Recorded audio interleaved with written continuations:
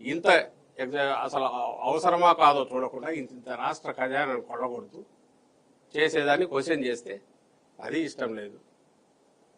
Assembly ఇప్పుడు మనకు parliament, కొత్త పార్లమెంటు నాకు తెలిసి 7 లక్షల ఎస్ఎఫ్టీ ఎంతో అన్నారు, 11 లక్షల ఎస్ఎఫ్టీ కడతారంటున్నాడు. అక్కడ 1000 మందో రేపు పెరిగిన దాన్ని కూడా లెక్కలేసుకుని 1200, 1300 మందికో ప్లస్ దేశ భద్రతను అంతా దృష్టిలో పెట్టుకొని అన్ని రకాలుగా చేసిన అంగులతో చేస్తే అవసరమైంది. మొత్తం దేశానికే ప్రత్యేకంగా ఉండేది ఆ పార్లమెంట్.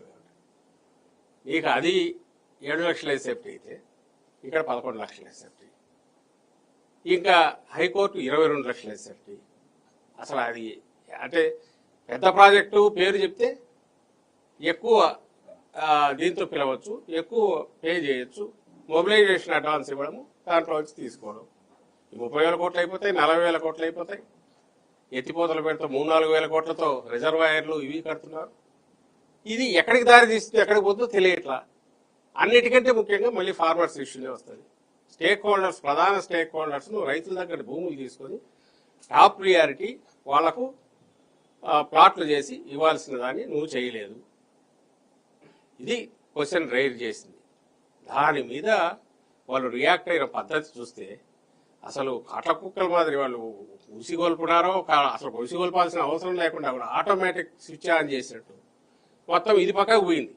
రాయలసీమ లిఫ్ట్ పక్కకు పోయింది. నువ్వు ఆన్సర్ ఇవ్వాల్సినది అది పక్కకు పోయి ఈ రోజుకు రేవంత్ రెడ్డి గారి స్టేట్మెంట్ మీద ఈయన రియాక్షన్ ఏందనేది ఇప్పటికి మాట్లాడాలి. అది వదిలేసి వాళ్ళకి ఏదైతే వీళ్ళు లీడ్ చేస్తున్నారో లేక వీళ్ళ పార్ట్గా ఉన్నారో ఆ మీడియా ఆ రోజు ఈవినింగ్ నుంచి ఇంకా బూతులతో సహా అసభ్యంగా మాట్లాడడంతో సహా జగన్ గారి మీద విరుచుకుపడ్డారు. దానికి ఆన్సర్ ఇవ్వకుండా మళ్ళీ చెప్తున్నాం, అమరావతికి సంబంధించి ఆయన చేస్తున్నది 14-19 మధ్య ఒక రకమైంది. ఇది mother of all scams. Chandrababu Amaravati అనేది mother of all scams. Capital different issue. Jaganmohan Reddy గారు ఈ ప్రాంతానికి ఎలాంటి వ్యతిరేకం కాకపోగా అభిమానిస్తాడు, ఒక సహజమైన దీనిగానే దీంట్లో పార్ట్ అవుతున్నాడు అనడానికి వేరే సాక్ష్యం అక్కర్లా. 19 ఎన్నికలకు ముందే ఇక్కడ ఇప్పుడు మనం నిలబడిన దాంతో సహా స్థలం కొని, భూమి కొని ఇక్కడ అప్పుడే ఇల్లు కట్టాడు. పార్టీ ఆఫీస్ కోసం ఇప్పుడు మనం నిలబడిన ప్లేస్ కూడా తీసుకొని పార్టీ ఆఫీసులో పూర్తి చేశాడు. 19 ఎన్నికలకు ముందు అప్పుడు ఆయన సీఎం గాల. హీ యాక్సెప్టెడ్ మనస్ఫూర్తిగా, ఎస్ ఇది చంద్రబాబు నాయుడు గారు ఎక్కడైతే అన్నారో క్యాపిటల్ ఓకే, మనం అక్కడే ఉండాలా. నువ్వున్నావా? నువ్వు ఇప్పుడు 10 ఏళ్ల తర్వాత ఇప్పుడు నిన్న అక్కడ తీసుకొని ఇల్లు నువ్వు ఇప్పుడు కట్టడం మొదలుపెట్టావు. చంద్రబాబు నాయుడు గారు ఇంతకాలం ఒక అక్రమ నివాసంలో ఉన్నాడు. నది బయట నది మీద కట్టకూడని చోట కట్టిన వేరే వాళ్ళ దాంట్లో ఉన్నాడు. అది ఒక పెద్ద scam. That's a different issue. So ఎవరు సిన్సియర్ ఇక్కడ? జగన్మోహన్ రెడ్డి గారు ఏ రోజు ఈ ప్రాంతానికి సంబంధించినంత వరకు ఇక్కడ ఉండకూడదనిలా, ఈవెన్ డీసెంట్రలైజ్డ్ డెవలప్మెంట్ కూడా దీన్ని తక్కువ చేస్తున్నా. నువ్వు ముద్ర అది వేయాలని ట్రై చేశాడు చంద్రబాబు నాయుడు. ఈ రోజు దాంతోనే యాజ్ ఇఫ్ దాని గురించి క్వశ్చన్ రైజ్ చేస్తే అపోజిషన్గా నువ్వు చేస్తున్నది తప్పు అని అంటే ఇమ్మీడియట్ విరుచుకుపడుతున్నారు కాట్ల కుక్కలాగా. అది తప్పించుకోలేడు. వీటికైతే ఆన్సర్ ఇవ్వాలి. ఎందుకంటే మేము అడగడం కాదు, జగన్మోహన్ రెడ్డి గారు కాదు. ఈయన ఇంతకుముందు చంద్రబాబు నాయుడు గారిని అభిమానించే వాళ్ళు, లేదా ఆయనతో తిరిగిన వాళ్ళు, ఆయనకు సంబంధించిన దగ్గరగా ఉండేవాళ్ళు, ఇక్కడి మేధావులు, ఇక్కడి వాళ్ళే క్వశ్చన్ చేస్తున్నారు. అయ్యా ఏం చేస్తానో, ఎక్కడ ముంచుతానో, ఎక్కడికి తీసుకెళ్తానో. ఇది ఎందుకంటే ఇప్పుడు నోబడీ కెన్ ఇగ్నోర్ ఇట్. ఓ పక్క ఏమో లక్షల కోట్ల అప్పులు తెచ్చేస్తున్నాడు, అవన్నీ డ్రైన్ అవుట్ అవుతున్నాయి. తిరిగి ఎక్కడికి పోతున్నాయో తెలుసు. 2-3 కంపెనీలే, షాపూర్జీ పల్లంది, ఎల్ఎన్టీ, ఎన్సీసీ అనుకుంటా. ఇందులో మేజర్ పార్ట్ షాపూర్జీ పల్లంది, ఎల్ఎన్టీ. ఎవరైతే గతంలో చంద్రబాబు నాయుడుకు ఇన్కమ్ ట్యాక్స్ కేసు పెట్టి వీళ్ళ దగ్గర నుంచి కిక్ బ్యాక్స్ తీసుకున్నాడని కేసు కూడా పెట్టారు, డైరెక్ట్ ఆయన మీద 2,000 కోట్లు ఎగరగొట్టారని 2,000 కోట్లకు సంబంధించి ఇన్కమ్ ట్యాక్స్ నోటీసులు ఇచ్చారు. ఏ విషయంలో అయితే అప్పుడు తన పిఏగా ఉండేవాడి మీద కేసు కూడా పెట్టి అతను పరారు కూడా అయిపోయాడు. మళ్ళీ ఇప్పుడు వచ్చి రెగ్యులరైజ్ కూడా చేయించుకున్నాడు. That's different issue. రాచమర్యాదలు తీసుకొచ్చారు, రెగ్యులరైజ్ చేశారు సర్వీసు, సస్పెండ్ అయిన ఉంది. కరెక్ట్ గవర్నమెంట్ మారినాక ఇతను వచ్చాడు. ప్లస్ పాతవన్నీ కూడా పే చేసినట్టున్నారు, ఆ సర్వీస్ కూడా కౌంట్ చేసినట్టున్నారు. ఇంత అరోగెన్స్తో బ్రేజన్గా ఓపెన్గా తాను ఆ కంపెనీలకు మళ్ళీ కట్టబెడుతున్నారు.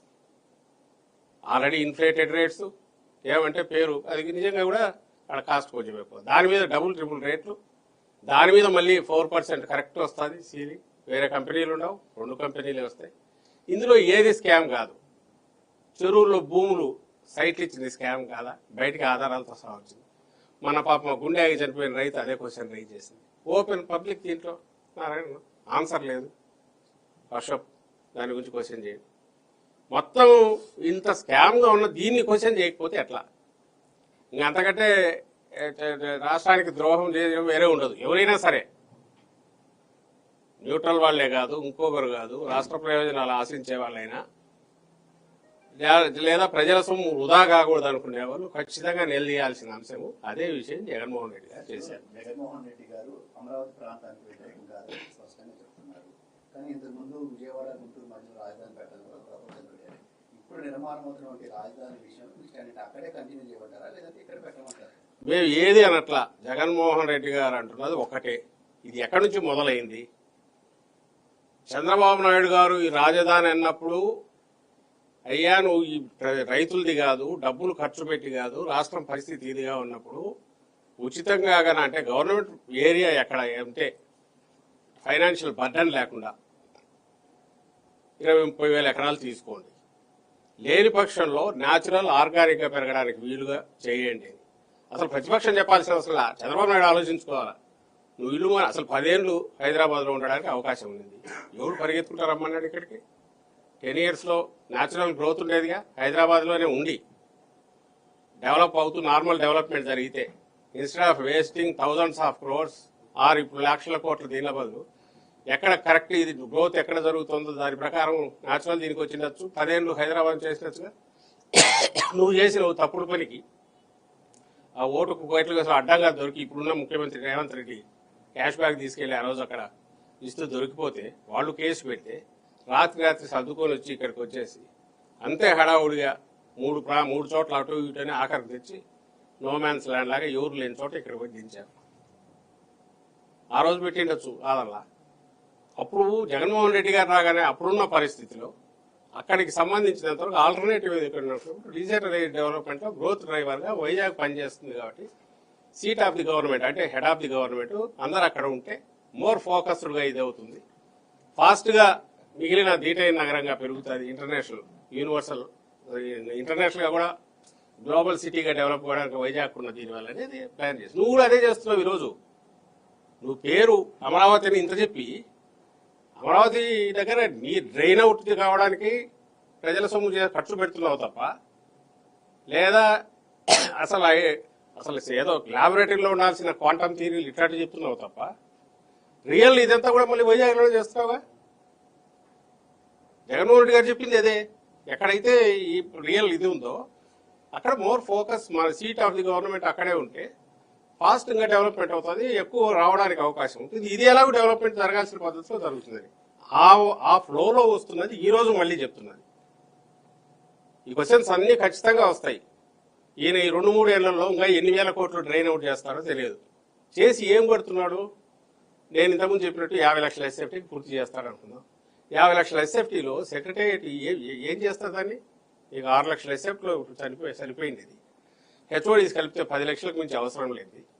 మిగిలిన 40 లక్షల ఎస్ఎఫ్టీ ఏం చేస్తావు? ప్రజల సొమ్ము అక్కడ రోడ్లు అవన్నీ నువ్వు కనెక్టివిటీ బేసిక్ రైతులు చేయాల్సింది నువ్వు వచ్చే ఎట్లా? ఒక పక్క ఇది పెంచుతూ పోతున్నావు, ఈ బరువు అట్లే ఉంటుంది, సగం ఇదే అవుతుంది. వచ్చినాక మళ్ళీ అది రియాలిటీ. ఇప్పుడు already temporary assembly, temporary high court, temporary secretariat ఉన్నాయి, అవి అక్కడే ఉన్నాయి. ఇవన్నీ ఉన్న నేపథ్యంలో మరింత బర్డన్ పెరగకుండా ఎట్లా చేయాలని చూడాలి. ఒకటి ఆ ప్రాసెస్లో అనిపించింది గుంటూరు విజయవాడ ఇది ఉంది కదా, ఇది డెవలప్ చేస్తే ఎలాగో నువ్వు చేసింది ఇప్పుడు నువ్వు ఆ రోజు మొదలు పెట్టింది అది ఆగేది కాదు. ఎందుకంటే రోడ్లు మొదలైనవి. ఇప్పుడు ఈ బైపాస్ ఆల్రెడీ వచ్చింది, రాజా దగ్గర నుంచి వెస్ట్రన్ బైపాస్ వచ్చింది, అండ్ కనెక్టివిటీ కంప్లీట్ ఎయిర్పోర్ట్కి వచ్చింది. సో డెవలప్మెంట్ అనేది జరుగుతూ పోతుంది. లైక్ హైదరాబాద్ లాగా మాస్టర్ ప్లాన్ ఇచ్చేస్తే మెయిన్ రోడ్డు ఇవి బిల్డ్ చేస్తే ట్రంక్ రోడ్స్ స్లోగా డెవలప్మెంట్ అవుతుంది. రైతులు వాళ్ళు డెవలప్ అవుతారు. ఇప్పుడు హైదరాబాద్లో డెవలప్ కావట 20 ఏళ్ళు, ఇక్కడ కూడా ఎగ్జాక్ట్లీ ఇంకా ఎక్కువ టైం పడుతుంది. ఎందుకంటే అది ఫ్లడ్ ప్రోన్ జోన్ కాబట్టి. ఆ ఫ్లడ్ ప్రోన్ జోన్ అది కూడా పోయమ్మ వాళ్ళక్కడ ఇదో జగన్మోహన్ రెడ్డి గారు జనరిక్ టర్మ్లో రివర్ బేసిన్ అంటే దాన్ని కావాలని చెప్పి రివర్ బేసిన్ అంటావా, మన నీళ్ళు ఎక్కడ కట్టావు, బద్దలేసి ఇంత పెద్ద ఫోటో వేసి నువ్వెక్కడ కట్టావంటే దీనికి దానికి ఒకటేనా? ఇది ఆ ఏరియా ఒకటేనా? ఒకటైతే 3-4 వేల కోట్లు పెట్టి నువ్వు రిజర్వాయర్లు కట్టి నారాయణ మొన్న తన చేసి ఇంకోటి కూడా పంపింగ్ ఇది పెడుతున్నామన్నాడు. ఎత్తిపోతారు ఎందుకు పెట్టాల్సి వస్తుంది? రోజుకు 1 టీఎంసీనో 2 టీఎంసీనో తీయాలంట. అంటే ఆల్మోస్ట్ నువ్వు ప్రాజెక్ట్ అది. నువ్వు అక్కడి నుంచి నీళ్లు కంటిన్యూస్ తోడి అక్కడ ఫైల్ ఫౌండేషన్